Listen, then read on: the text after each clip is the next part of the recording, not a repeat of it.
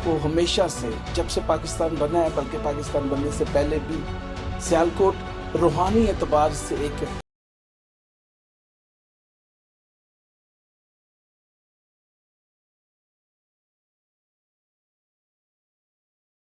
और बहुत ही पुरजोश मसीही है। खुदावंद इसी तरह से सियालकोट को बरकत देता रहे।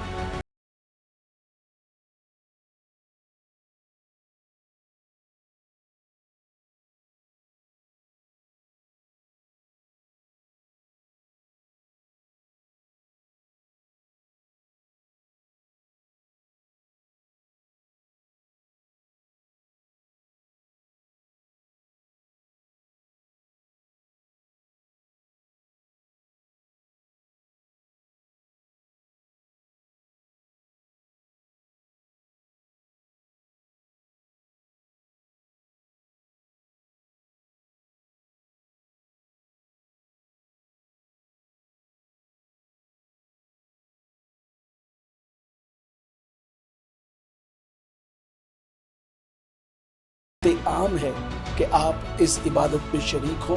शाम 6 बजे 21 मार्च बरोज मंगल शाम 6 बजे दाऊद नगर बस्ती, याद रखिएगा। ये वो जगह है जहां पर आप खुदा के अजीब कामों को देख सकेंगे। खुदावंद आज भी बड़े अजीब काम करता है, शिफा देता है, बदरू गिरफ्तार आजाद होते हैं और खुदावंद यीशु मसीह